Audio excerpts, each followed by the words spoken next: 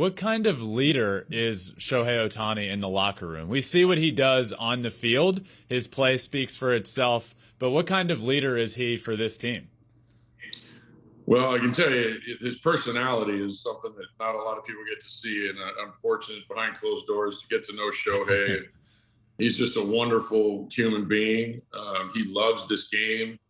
I would say as far as people with knowledge about this game throughout the inner workings and how what makes winning players, what are winning plays in a game, I'm not sure I've been around many better than Shohei, whether it's base running, fundamentals of the game, understanding preparation, understanding what has happened in the past. He can tell you, I'm sure, every player that he's ever faced and what he's done. He knows exactly who is swinging the bat well, who's not, and who sees his pitches better. He's so brilliant.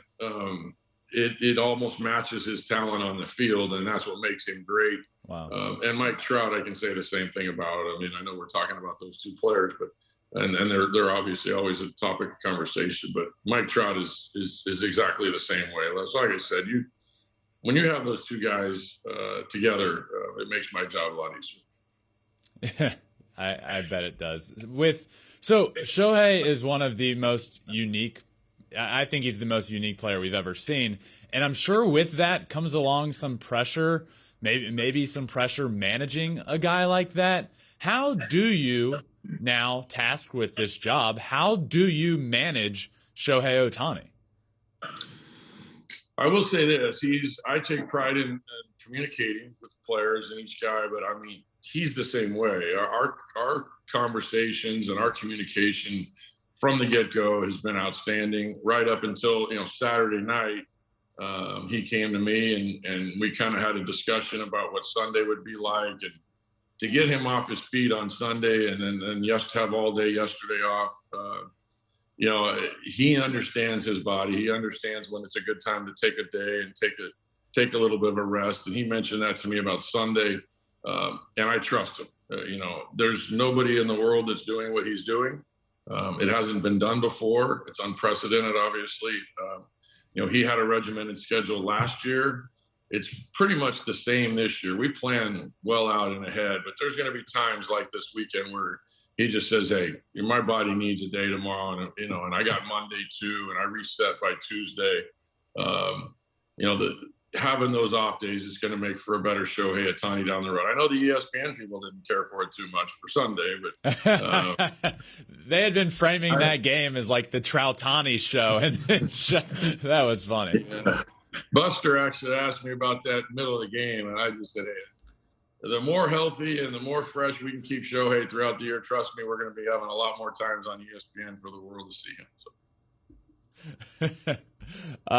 This team, we've talked about the superstars. We know there are plenty of superstars, but this team as a whole is very talented. And this offseason went out and addressed the obvious weak spots in the pitching. The pitching rotation has a lot of really good arms. Then in the bullpen, you add Bradley, Loop, Steinbach, Iglesias.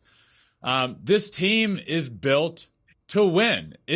How does this team, and what do you have to do to make the playoffs? Well, that was really one of the first conversations as a group of players that I had, was with that bullpen and having them understand what they're going to be like each day. I think it's always been important for me. I kind of learned that from some great managers I played for in the past. I thought Bruce Bochy was one of the best at handling a pen, and he had those conversations each day with his players, especially the bullpen guys. He touched each one of them, understood where they were each day. And I think that communication creates an honest relationship, between myself and that player. I know where he's at each day. He understands where I'm at and what he might be doing.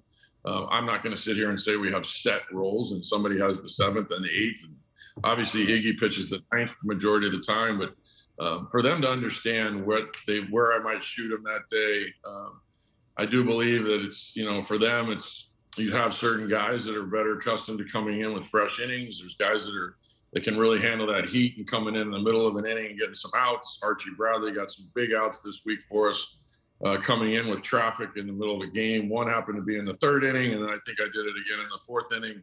a couple days later, and he was phenomenal in that role.